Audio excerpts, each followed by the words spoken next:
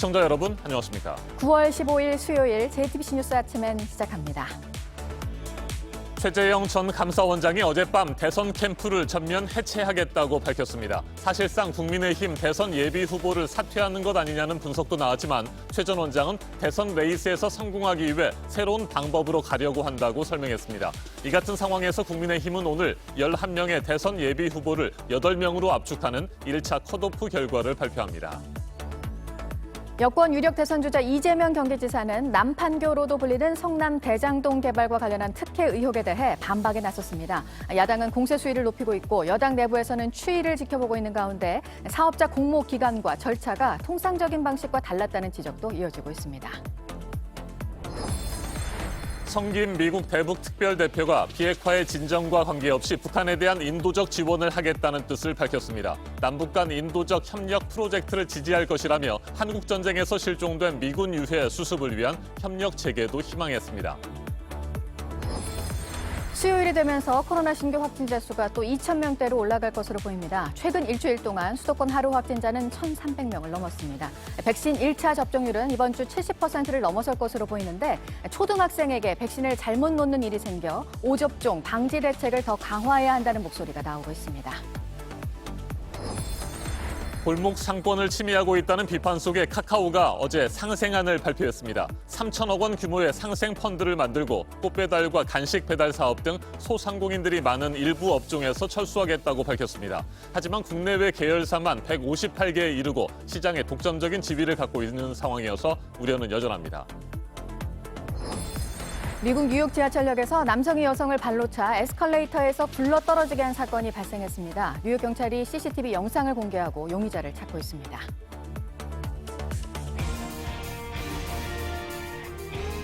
국민의힘 대권주자 가운데 한 명인 최재형 전 감사원장이 어젯밤 대선 캠프 해체를 전격 선언했습니다. 기성 정치인들 위주로 구성된 기존 캠프를 완전히 해산하겠다는 뜻을 페이스북을 통해 밝혔습니다. 각종 여론조사의 지지율이 예상만큼 오르지 않고 답보 상태를 이어감에 따라 사실상 후보를 사퇴하는 것 아니냐는 분석도 나왔지만 최 전 원장은 대선 레이스를 포기하는 것이 아니라 레이스에서 성공하기 위해 새로운 방법으로 새로운 길을 가려고 한다고 설명했습니다. 그러면서 홀로 서겠다, 국민 속으로 들어가겠다고 덧붙였습니다. 네, 국민의힘 대선 경선 1차 결과가 이런 가운데 오늘 나오는데요. 11명의 후보에서 3명이 탈락하고 8명의 명단이 발표가 됩니다. 강버들 기자가 보도합니다. 국민의힘 대권주자 최재형 전 감사원장은 캠프 해체를 선언하며 기성 정치인에 많이 의존하는 과정에서 저에 대한 국민의 기대가 점점 식어갔다고 자성했습니다. 실제로 감사원장 사퇴 17일 만에 초스피드로 입당해 당원으로 활동하시는 동안 저희가 도와드릴 수 있는 부분은 최대한 도와드릴 수 있도록 노력하겠습니다. 8월 4일 출마 선언과 전후 활동 과정에서 부족한 정치 경험, 모자란 조직력을 상당 부분 당에 의지했습니다. 정치 초보라고 소개를 하려고 했는데 초보 이런 말 그만 쓰라 그러셔서 2박 3일 일정을 경험하고 보니 선거를 치르고 이 자리에 앉아 계신 의원님들이 정말 존경스럽게 보입니다. 준비되지 않은 모습도 계속 드러났습니다. 어느 곳에 줘야 될지까지 구체적으로 생각하진 않고 그냥 전체적으로 석탄 발전을 대체할 수 있고 이 원자력이 우리의 신산업. 이러는 사이 한때 8%까지 나왔던 지지율은 2, 3%대로 떨어졌습니다. 스스로도 이대로 캠프가 계속 간다면 희망이 없다고 분석했습니다. 대선 레이스를 포기하는 게 아니라 성공하기 위한 길을 가려는 것이라고 했지만 새로운 캠프 구성으로 돌파구를 찾을 수 있을지는 미지수입니다. 국민의힘은 오늘 오전 1차 컷오프 명단을 발표합니다. 여론조사 80%와 당원 투표 20%를 반영해 예비 후보 11명을 8명으로 압축합니다. 다음 달에는 이 중 4명을 뽑는 2차 컷오프를 실시합니다. JTBC 강보들입니다. 더불어민주당 대선 후보 경선에서 선두를 달리고 있는 이재명 경기도지사는 대장동 개발 특혜 의혹이라는 복병을 만났습니다. 성남시장으로 재직하던 2015년 대장동 개발 사업을 추진하면서 화천대유 자산관리라는 신생업체에 특혜를 준 것 아니냐는 의혹입니다. 당시 화천대유 자산관리와 관계사 7곳의 총 자본금은 3억 5천만 원에 불과했지만 지난 6년 동안 이들 업체가 대장동 개발로 챙긴 배당금은 4천억 원가량, 1000배 넘게 수익을 올렸습니다. 이 때문에 특혜와 반대급부를 의심하는 문제 제기가 이어지고 있습니다. 정혜성 기자가 보도합니다. 남판교로도 불리는 경기도 성남 대장동. 판교와 가까워 알짜배기 지역으로 꼽힙니다. 지난 2014년 92만 제곱미터, 약 27만 평의 주택 5,900가구를 조성하는 개발 사업이 추진됩니다. 이재명 경기지사가 성남시장일 때입니다. 성남시는 2015년 2월 13일 민간 사업자 공모를 냈습니다. 성남도시개발공사와 함께 개발할 업체를 선정한다는 내용입니다. 이 컨소시엄 참여 법인으로 5천만 원 자본금에 화천대유가 선정됐습니다. 그런데 해당 업체는 지난 3년 동안 배당금으로 577억 원을 가져갔습니다. 단순 계산하면 5천만 원 투자로 1000배가 넘는 돈을 벌어들인 겁니다.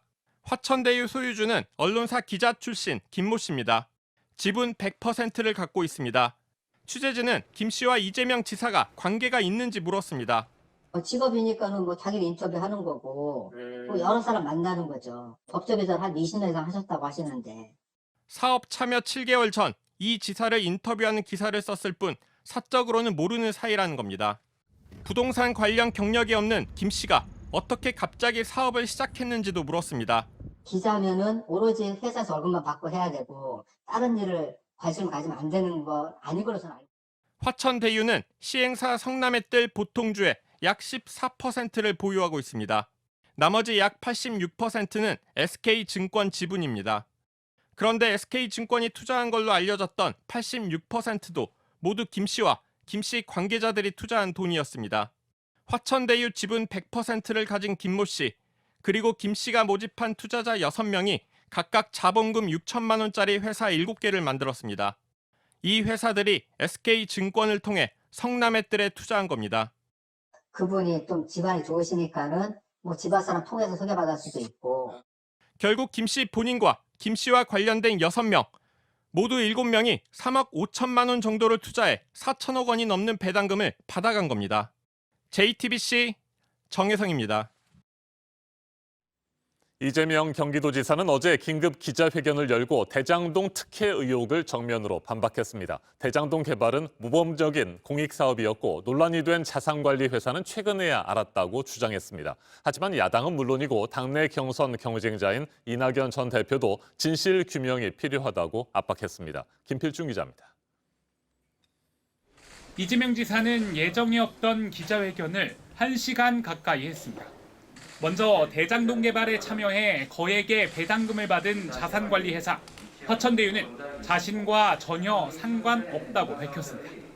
손해를 났든 이익을 보든 관계없이 성남시에 5,503억 원 상당의 이익을 공유한다.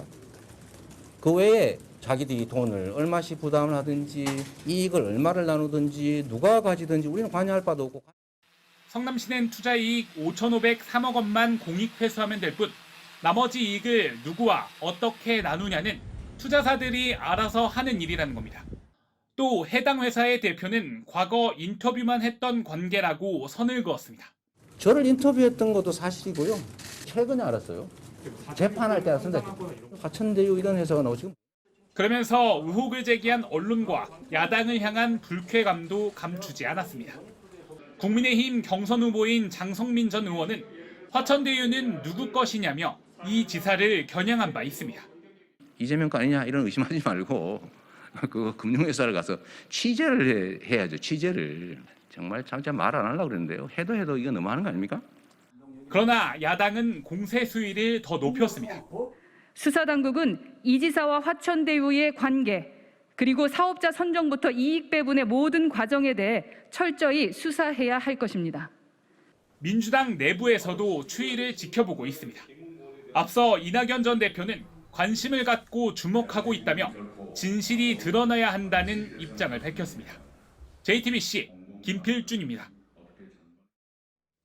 이재명 경기도지사는 모범적인 공익사업에 대해 허위 사실을 유포하고 있다며 의혹을 제기하는 측을 오히려 강하게 비판했습니다. 다만 의혹이 불거진 또 다른 영역, 민간 부문에 대해서는 알 수도 없고 모른다고 선을 그었습니다. 하지만 해당 민간 부문에서 벌어진 일들이 통상적이지 않았다는 의혹이 계속해서 제기되고 있습니다. 이번에는 박창규 기자가 보도합니다. 이재명 지사는 화천대유가 사업에 참여한 과정에 특혜는 없었다고 설명했습니다. 수의계약으로 특정 사업자를 지정했다고 하는데 이거 금융기관들 컨소시엄 3개를 공모해서 입찰 심사한 것입니다. 실제 공모와 경쟁 입찰은 진행됐습니다. 하지만 공모 기간과 절차가 통상적인 방식과 달랐다는 게 업계 관계자들의 지적입니다. 신청서와 사업계획서 제출 마감 시한은 2015년 3월 26일 오후 6시, 선정업체 발표는 나흘 뒤인 30일에 났습니다. 토지 매입비만 1조 원이 넘는 대규모 사업 계획을 단 3일 만에 심사한 겁니다. 한 시행사 관계자는 택지 조성 단계부터 자금 조달 능력까지 다 살펴보려면 통상 2주는 걸리는데 이 정도 심사 기간은 이례적이라고 말했습니다. 대장동 개발 컨소시엄 보통주의 100%가 사실상 화천대유의 영향력 아래 있었는데 성남시가 몰랐었는지도 의문입니다. 전직 언론인 김모 씨가 소유주인 화천대유는 컨소시엄 보통주의 14.28%, SK증권이 나머지 85.72%를 가지고 있습니다. 그런데 이 SK증권의 지분도 화천대유 소유주 김 씨와 김 씨가 모은 투자자 6명이 갖고 있습니다. 결국 개발 이익 가운데 4천억 원을 개인 7명이 가져가게 된 겁니다. SK증권은 실체는 이제 지금 천화동인 1호부터 천화동인 7호까지니까 이 7명이 개인으로 해버리지 개인 7명이 다 가져가는 거야. 반면 성남도시개발공사가 가져갈 수 있는 몫은 1,800억 원대로 사업 초반부터 정해져 있었습니다. 화천대유 소유주 김모 씨가 법인 배당금 가운데 473억 원을 개인적으로 빌려간 것도 의문이 남는 대목입니다. 법인이 개인에게 왜 이런 거액을 빌려줬고 이 돈을 어디 썼는지 명확하지 않은 겁니다. 화천대유 측은 김 씨가 초기 사업비를 갚기 위해 법인 돈을 대여했다고 설명했습니다. 사채 자수를 요구하시는 분들 자금도 필요하거든요. 그런 초기 사업비를 상환하려고 그 470억을 대여를 받은 거예요. 하지만 법인 회계로 처리할 문제를 개인이 부담한 것 자체가 의혹이라는 지적도 나옵니다. JTBC 박창규입니다. 한미일 북핵 수석대표 협의를 위해 일본을 방문한 성김 미국 대북 특별대표가 비핵화 진정과 관계없이 북한에 대한 인도적 지원을 하겠다고 밝혔습니다. 미국은 북한에 적대적 의도가 없다고 다시 강조했고 대화 제의에 북한도 호응하라고 촉구했습니다. 박지윤 기자입니다. 한미 북핵 수석 대표는 회의가 끝난 뒤에 기자회견을 열었습니다. 성김 미 대북 특별 대표는 접근성과 모니터링 등에 대한 국제 기준만 충족된다면 미국은 북한 주민에 대한 인도적 지원을 지지한다고 밝혔습니다. We are prepared to work cooperatively with the DPRK to address areas of humanitarian concern, regardless of progress on denuclearization. 그러면서 한국전쟁 당시 미군 유해 수습을 위한 협력을 제기하는 등 신뢰 구축 조치를 모색하는 데도 열려 있다고 덧붙였습니다. 노규더 외무부 한반도 평화교섭본부장도 한미 공동의 대북 인도적 협력사업 협의에서 상당한 진전이 있었다고 언급했습니다. 한미는 북한이 호응할 경우 즉시 북한과 협력할 수 있도록 사전 준비를 갖춰 놓는다는 입장입니다. 성김 특별대표는 미국은 남북 간의 인도적 협력 프로젝트도 지지한다는 입장을 밝혔습니다. 한편 일본 측의 대표인 후나코시 다케이로 일본 외무성 아시아 대양주 국장은 최근 북한의 장거리 순항미사일 시험 발사가 지역의 평화를 위협한다고 우려했습니다. 성김 특별대표는 순항미사일을 직접 언급하진 않았지만 최근의 북한 상황은 동맹국 간의 긴밀한 의사소통과 협력의 중요성을 상기시킨다고 말했습니다. 지난 6월 서울 회동 후 3개월 만에 만난 한미일 북핵 수석 대표는 연내 미국에서 열리는 회의에서 다시 한번 만날 것으로 예상됩니다. JTBC 박지윤입니다. 네, 주 중반이 되니까 또 확진자 수가 크게 늘었습니다. 오늘 또 2,000명대로 발표가 될 것으로 예상됩니다. 백신 접종은 1차 접종률이 추석 연휴 전에 70%를 넘길 것으로 보이긴 하는데요. 백신을 잘못 놓는 오접종 사례에 대해서 대책이 더 있어야 한다는 목소리가 높습니다. 아직은 접종 대상자가 아닌 초등학생에게 실수로 백신을 잘못 접종한 사례가 지금까지 2차례 있었습니다. 윤영탁 기자입니다. 12살 A군은 눈에 난 다래끼를 치료하려고 전주의 한 소아과에 갔습니다.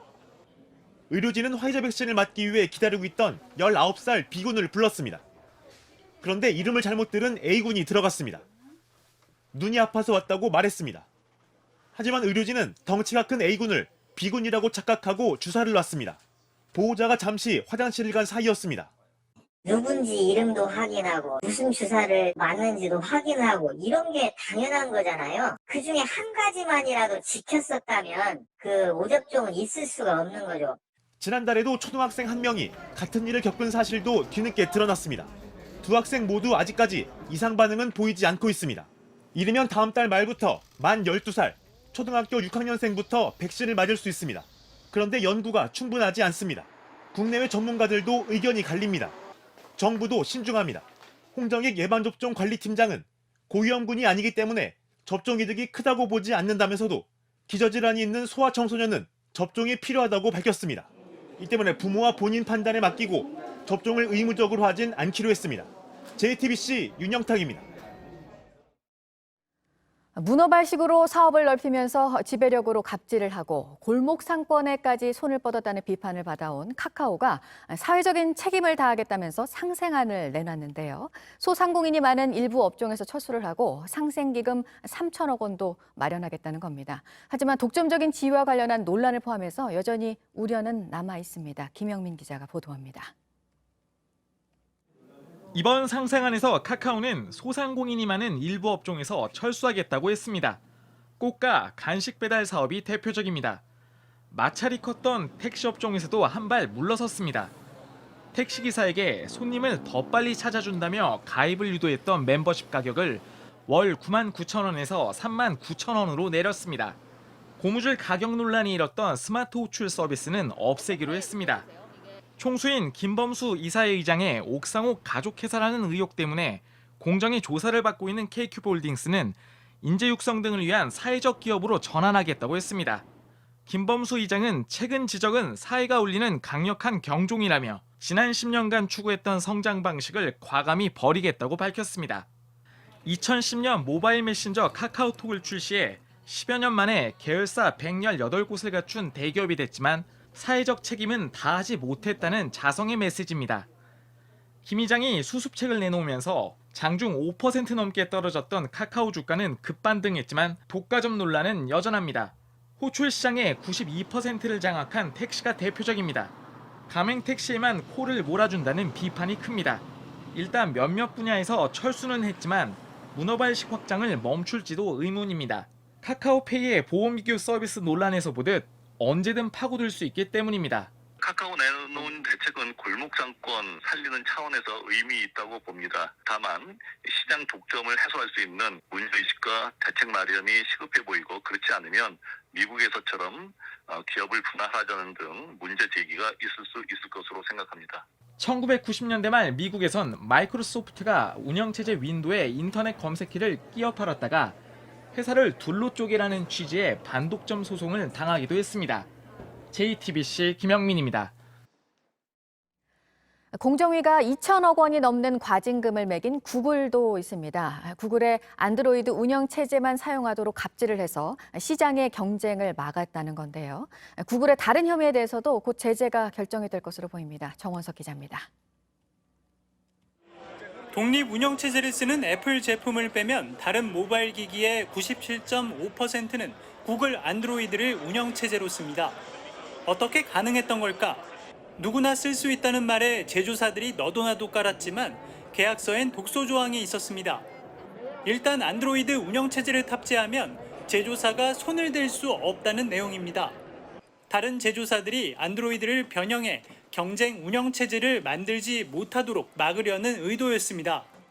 이 때문에 앱 개발도 안드로이드에 맞춰지면서 생태계 자체가 구글 위주로 형성됐습니다. 구글은 OS 사업자고 기기 사업자가 아닙니다. 경쟁 OS 사업자의 개발과 그거를 기기에 뭔가 맞춤화하고 개발하는 과정을 내가 맡고 싶었던 겁니다. 삼성도 피해가지 못했습니다. 스마트 시계인 갤럭시 기어를 선보이면서 시계 맞춤형 안드로이드가 필요했지만 손댈 수 없었습니다. 타이젠이라는 독자적인 운영체제를 탑재했지만 결국 뒤늦게 나온 구글의 스마트 시계용 안드로이드로 바꿀 수밖에 없었습니다. 안드로이드를 쓰는 스마트폰이나 태블릿 PC에 더 연결이 잘 되기 때문입니다. 기기 제조사에게 스마트워치, 스마트 TV 등의 기기를 출시하는 경우에도 포크 OS 탑재를 금지함으로써 차세대 플랫폼 경쟁이 시작되고 있는 기타 스마트 기기용 OS 개발 분야에서 혁신을 전개한 사건이기도 합니다. 공정거래위원회는 모바일 기기 운영체제의 경쟁을 제한했다며 구글에 2,074억 원의 과징금을 부과했습니다. 이에 대해 구글은 안드로이드 공개로 제조사와 앱 개발자, 소비자가 입은 혜택을 공정위가 고려하지 않았다며 법원에 항소하겠다고 밝혔습니다. JTBC 정원석입니다. 이번에는 오늘 아침 체크해봐야 할 뉴스들을 분야별로 살펴보겠습니다. 먼저 정치 분야입니다. 더불어민주당 대선 후보 경선에 참여하는 선거인단 모집이 어젯밤 9시에 모두 끝났습니다. 총 216만 5천여 명이 등록했습니다. 앞선 1, 2차 모집에서 186만 명가량이 신청했고 3차 모집에서 30만 명이 추가됐습니다. 지난 2017년 대선 경선 당시 214만 명을 넘어서는 역대 최대 규모입니다. 현재 고등학교 2학년 학생들이 대학에 진학하는 2023학년도 대학 입시부터 지방의대와 치대, 한의대, 약대에서는 정원의 40% 이상을 지역 학교 출신으로 선발해야 합니다. 어제 이 같은 내용의 지방의대 육성법 개정안이 국무회의를 통과했습니다. 지역 인재 유출을 막기 위한 조치로 지방 간호대도 신입생의 30%를 지역 학생으로 뽑아야 합니다. 문재인 대통령이 신임 감사원장 후보자로 최재해 전 감사원 감사위원을 지명했습니다. 최재형 전 감사원장이 대선 출마를 위해 사퇴한 지 78일 만입니다. 최 후보자는 지난 1989년부터 2018년 감사위원직을 마칠 때까지 29년 동안 감사원에서 일한 전문가입니다. 감사원 내부 출신 인사가 원장 후보로 지명된 것은 처음입니다. 김부겸 총리가 이재용 삼성전자 부회장과 만나서 청년 일자리와 관련한 논의를 했는데요. 앞으로 3년 동안 일자리 3만 개를 지원하겠다는 계획을 삼성이 내놨습니다. 앞서 내놓은 계획인 4만 명 직접 고용과 합하면 7만 개로 사회 공헌 활동을 늘려서 청년 취업을 지원하기로 했습니다. 비대면 외식 할인 지원을 정부가 오늘부터 다시 시작합니다. 카드사에서 배달 앱을 통한 외식 실적을 환급하는 방식입니다. 기존에 참여한 700만 명의 누적 실적은 이어서 적용이 됩니다. 홈플러스 노조가 추석 연휴 사흘 동안 파업을 하겠다고 예고를 했는데요. 점포 매각을 중단하고 일자리를 지켜줄 것을 요구하는 파업입니다. 조합원 3,500여 명이 출근하지 않는 방식으로 진행이 되는데 사측은 영업 중단은 없을 거란 입장입니다. 계속해서 사회 분야 뉴스입니다. 수업 중이던 초등학교 1학년 교실에 40대 남성이 흉기에 찔린 채 피를 흘리면서 들어와 교사와 학생들이 긴급 대피하는 일이 벌어졌습니다. 지난 13일 충남 아산의 한 초등학교에서 발생한 일인데 남성은 병원으로 옮겨져 치료를 받고 있습니다. 신고를 받은 경찰이 인근 야산에서 흉기에 찔려 숨져 있는 30대 남성을 추가로 발견했는데 이들은 식당 주인과 종업원 사이로 알려졌습니다. 40대 남성이 의식을 회복하는 대로 경찰이 사건 경위를 조사할 계획입니다. 경북 예천군의 중학교 양궁부에서 발생한 학교폭력 사건과 관련해 경북체육회가 가해 학생에게 영구 제명 징계를 내렸습니다. 중학교 3학년인 A군은 지난달 4일 양궁 훈련장에서 3m 거리에 서 있던 1학년 후배에게 활을 쏴 등에 상처를 입혔습니다. 피해 학생의 가족이 대한양궁협회 홈페이지에 글을 올리면서 사건이 알려졌습니다. 어제 저녁 7시 반쯤 서울 강남도로 한복판에서 당나귀 2마리가 돌아다닌다는 신고가 접수됐습니다. 인근 식당 주인이 기르던 애완동물로 이번이 벌써 4번째 탈출인 것으로 알려졌습니다. 경찰과 소방구조대원들이 출동해 당나귀들을 안전하게 붙잡아 주인에게 돌려보냈습니다. 경찰은 동물관리 소홀의 책임을 물어 주인에게 범칙금 5만 원을 부과했습니다. 여의도 순복음교회 설립자 조용기 목사가 어제 별세하면서 한국교회 총연합 등은 추모 성명을 냈고 국민의힘 대선 주자들도 애도를 표했습니다. 장례는 오는 토요일 한국교회장으로 치러집니다. 프로포폴 불법 투약 혐의로 재판에 넘겨진 배우 하정우 씨가 1심에서 벌금 3천만 원을 선고받았습니다. 재판부는 하 씨가 지인의 인적 사항을 제공하고 의사와 공모해서 진료 기록부를 거짓 작성한 범행의 죄질이 가볍지 않다면서 검찰 구형량의 3배의 벌금을 선고를 했습니다. 내년 5월에 개통하는 강원도 운탄고도를 미리 경험할 수 있는 트레킹 프로그램이 운영이 되는데요. 다음 달 9일부터 17일까지 매일 111명이 체험을 할 수 있습니다. 오늘 18일부터 선착순으로 신청을 받습니다. 네, 오늘 한중 외교장관 회담이 열립니다. 우리나라에 온 왕이 외교부 장관, 정의용 외교부 장관이 만나서 최근 장거리 순항미사일을 발사한 북한 문제 등과 관련해서 논의를 할 것으로 보입니다. 회담 후에 왕이 부장은 문재인 대통령을 예방합니다. 양경수 민주노총 위원장의 석방 여부를 결정하는 구속 적부심 신문이 오늘 예정이 되어 있습니다. 불법 집회를 주도한 혐의로 구속된 양 위원장이 자신의 구속이 합당한지 판단해달라면서 심사를 청구했습니다. 직원을 강제 추행한 혐의로 법정 구속된 오거돈 전 부산시장은 항소심 재판이 오늘 처음 열립니다. 1심에서는 징역 3년이 선고가 됐습니다.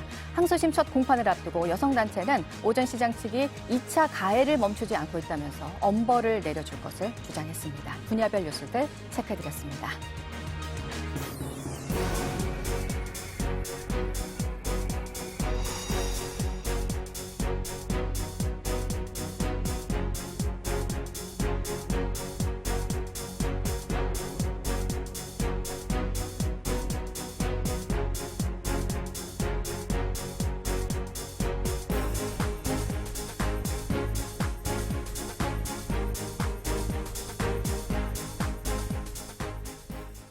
네, 수요일 아침 7시 44분 지나고 있습니다. 북상하고 있는 태풍 찬투 상황을 좀 알아보겠습니다. 제주도에는 태풍 영향으로 비바람이 이어지고 있고요.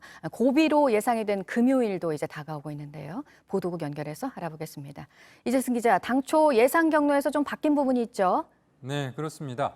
태풍 찬투는 현재 제주 서귀포 남서쪽 약 320km 해상에서 북상하고 있습니다.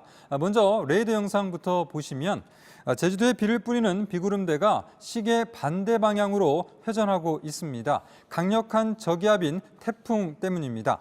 제주도에는 최근 사흘간 제주도 한라산엔 600mm가량의 많은 비가 쏟아졌습니다. 태풍은 금요일 아침에 제주도에 가장 가깝게 접근한 뒤 오후엔 부산 남동쪽 해상을 통과하겠습니다. 애초 제주도와 남해안 사이를 지날 것으로 전망이 됐지만 조금 수정돼서 제주도 위쪽이 아니라 남쪽 해상을 지날 것으로 보입니다. 이 목요일과 금요일 제주도에는 최고 300mm 이상, 또 지리산 등 남해안에도 250mm 이상의 폭우가 쏟아지겠습니다. 순간적으로 초속 35m에서 초속 40m의 매우 강한 바람도 예상됩니다. 네, 미국 남동부 쪽에서는 또 열대성 폭풍 때문에 피해를 입었네요. 네, 이 폭우를 동반한 열대성 폭풍 니콜러스가 현지 시간 14일 새벽 미국 텍사스주 해안에 상륙했습니다. 텍사스 주택가는 수중 도시로 변해버렸는데요. 걸프만 해안을 따라 남동부 5개 주 주민 620만 명을 대상으로 홍수주의보가 발령됐습니다. 2주 전 허리케인 아이다로 이미 큰 피해를 본 루이지애나주는 비상사태를 선포했습니다. 정전 피해도 잇따르고 있습니다. 루이지애나주는 9만 곳, 텍사스는 53만 곳에서 전력 공급이 중단됐습니다. 텍사스 주지사 이야기 들어보시죠. It will be a very slow-moving storm across the state of Texas that will linger for several days and will drop a tremendous amount of rainwater. 네, 현재 이 폭풍 니콜러스의 중심 부근엔 최대 풍속 시속 75km의 강력한 바람이 불고 있습니다. 지금까지 텍사스 갤버스턴에 350mm, 휴스턴에는 150mm의 비가 내렸는데 남동부 일대에 최고 500mm의 비가 더 내릴 것이라는 예보가 나와 있습니다. 끝으로 새 주인 찾기에 나선 이 쌍용차가 오늘 오후에 본 입찰을 마감한다는 소식 전해드립니다. 오늘 오후 3시까지 인수 희망 금액과 자금 확보 방안, 향후 사업 계획 등이 담긴 인수 제안서를 받습니다. 향후 운영비 등을 포함해서 실제 필요한 인수 금액은 약 1조 원으로 추정됩니다. 현재까지 건설사인 SM그룹과 에디슨 모터스의 2파전이 예상되는 가운데 미국 카디널 원 모터스도 다크호스로 꼽힙니다. 지금까지 아침엔 지금 JTBC 이재승입니다. 고발 사주 의혹과 관련해서 연일 이어지고 있는 여야의 충돌뿐 아니라 국민의힘 당내 대선 주자들 사이에서도 갈등이 벌어졌습니다. 제보자 조성은 씨와 박지원 국정원장이 만난 자리에 홍준표 캠프 인사도 있었다고 윤석열 캠프 측에서 의심을 했는데 해당 인사는 사실이 아니라고 반박했고 홍준표 후보는 윤 후보 측을 비판했습니다. 전다빈 기자입니다. 윤석열 전 총장 캠프는 그제 고위공직자 범죄수사처에 제보자 조성은 씨와 박지원 국정원장 그리고 성명불상자 1명을 고발했습니다. 고발장엔 8월 11일 협의 자리에 특정 선거 캠프 소속의 동석자가 있었다는 다수의 의혹 제기가 있다고 명시했습니다. 윤 캠프 내부에선 홍준표 의원 캠프 측 인사 A씨를 의심한 것으로 알려졌습니다. 동석자로 의심받고 있는 A씨는 JTBC와의 통화에서 둘 다 일면식도 없다며 그날 하루 종일 사무실에만 있었다고 선을 그었습니다. 제보자 조 씨도 이름조차 들어본 적 없다고 했습니다. 박 원장도 A씨를 모른다고 했고 얼굴도 이름도 처음 들었어요. 몰라요. 국힘당 사람들 아니에요. 네. 왜 내가 거기에 국정원장이 가냐고요. 조 씨와는 제보 관련 논의를 한 적 없다고 거듭 강조했습니다. 내가 조성은한테는 국정원장 한 15개월 사이에 서너 번 만났어요. 그리고 전화도 자주 하고. 그리고 내가 청년 문제나 그 조성은 씨한테 자문을 구해요. 네. 그게 뭐가 나빠요. 모의는 안 했어요. 그러면서 윤 캠프를 강하게 비판했습니다. 홍준표 캠프에 있는 네. 국정원 전직 직원 모의를 했다. 말도 안 되지. 본질을 버리고 왜 박지원으로 가려고 하냐고요. 왜 잠자는 호랑이 꼬리를 밟냐고요. 홍 의원도 소셜미디어에 잘못 배운 정치 행태라며 글을 남기고 불쾌함을 표현했습니다. 난 참 그 사람들 다급하다고 생각을 하는 게 그 초보 공격수입니다. 그 사람들이 나를 공격할 만한 그런 감이 되는 사람들이 아니죠.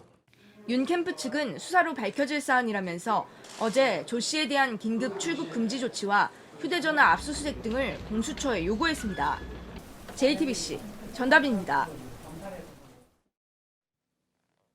아침엔 세계 시간입니다. 일론 머스크가 이끄는 우주 탐사 기업 스페이스X가 미국 현지 시간 15일 본격적인 우주 관광 사업에 나섭니다. 민간인 4명을 태운 우주선이 사흘 동안 지구의 궤도를 도는 여행이 시작됩니다.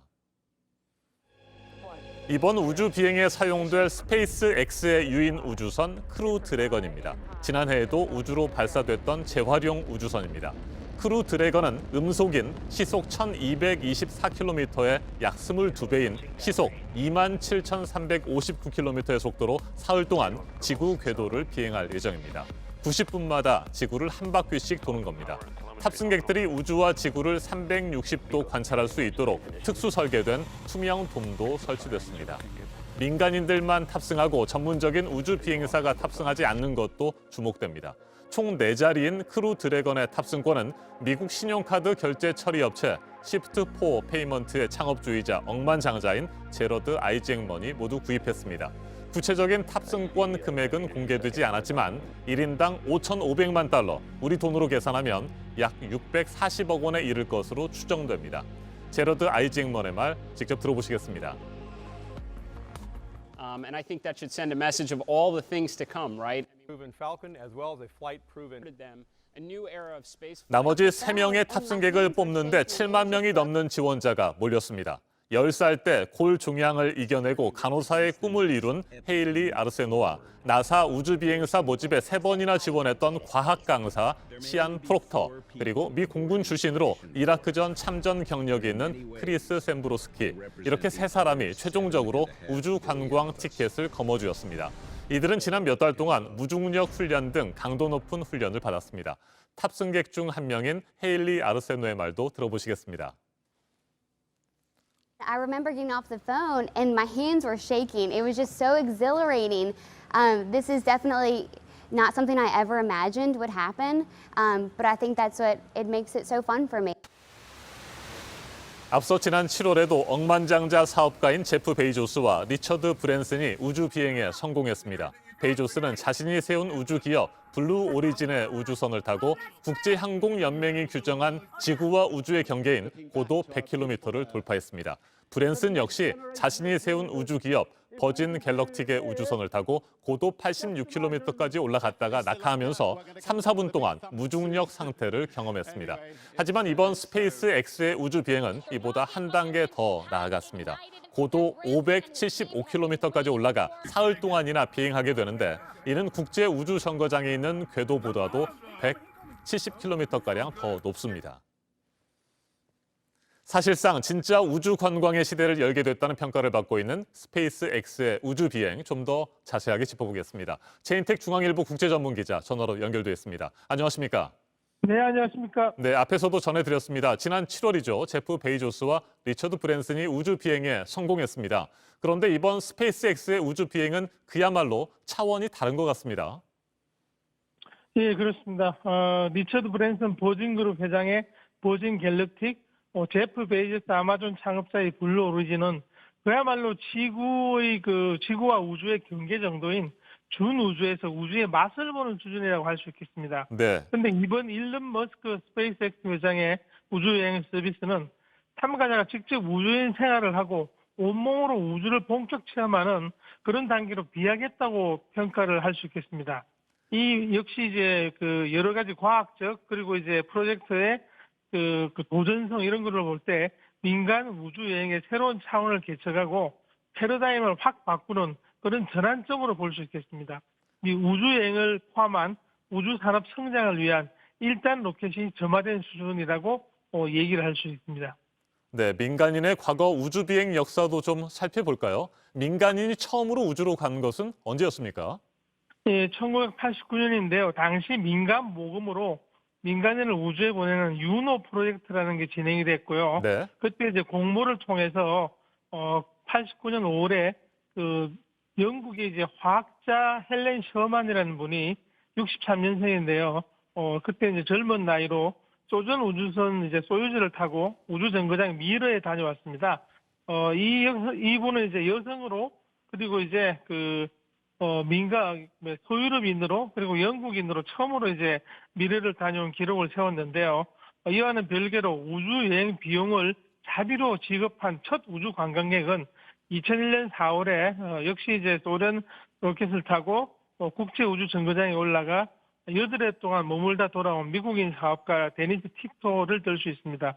이 사람은 여행 경비로 2천만 달러, 220억 정도를 이제 지불하고 다녀왔는데요. 이런 식으로 이제 2008년에 한국의 이소윤 씨도 다녀왔고, 모두 이제 7명이 다녀왔습니다. 숫자가 굉장히 적죠. 네, 내년 1월에도 우주 정거장으로 가는 우주 여행 상품이 계획돼 있다고 들었습니다. 일론 머스크는 달이나 화성 여행까지도 언급을 하고 있고요. 민간인 우주 관광 언제쯤 상용화될지 그리고 티켓값은 어느 정도가 될지 궁금합니다. 예, 그게 참 가격이 문제죠. 버진 갤럭틱은 4분간 무중력을 맛보는 값이 20만 달러에서 25만 달러 수준입니다. 그런데 이 정도를 낼 수 있는 사람들은 뭐 사업을 하거나 아니면 이제 전문직에 있는 사람들이 전 세계 200만 정도 있는 것으로 이제 보고 있는데요. 블루 오리진의 이제 지난 6월에 우주여행 탑승권을 이제 경매했더니만은 최대 2,800만 달러에 낙찰이 됐습니다. 이 정도를 내겠다는 사람이 많을 수밖에 없는 게 여행 기회가 제한적이니까 시장 가격이 높아질 수밖에 없죠. 근데 지금 이제 발사 횟수 자체가 1년에 한 150회 정도이기 때문에 발사 비용이 6천만 달러입니다. 근데 한 2040년까지 매년 450회 이상 발사를 하면은 비용이 이제 2천만 달러, 즉 3분의 1로 줄어드는데요. 그럴 경우 가격이 좀 줄어들겠습니다. 그렇지만 여전히 일반인이 해외 여행을 하기에 아프리카 사파리 여행을 가듯이 우주 여행을 가기에는 비용이 너무 높은 그런 상황입니다. 알겠습니다. 말씀 잘 들었습니다. 체인텍 중앙일보 국제전문 기자였습니다. 민간인 4명을 태운 스페이스X의 유인 우주선 크루 드래건은 미국 동부 시간으로 15일 오후 8시쯤 플로리다주 케네디 우주센터에서 발사될 예정입니다. 1969년 인류 최초로 달 착륙에 성공한 아폴로 11호가 사용했던 39번 발사대를 이용합니다. 달을 밟은 지 52년, 인류는 우주를 향해 또 한 번의 도약을 시작합니다. 지금까지 아침 현sek이었습니다.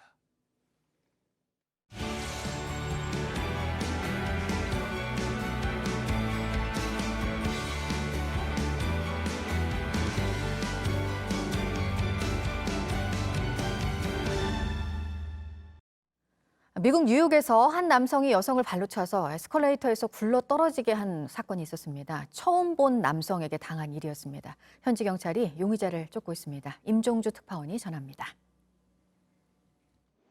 사건은 피해 여성이 지하철에서 내린 후 일어났습니다.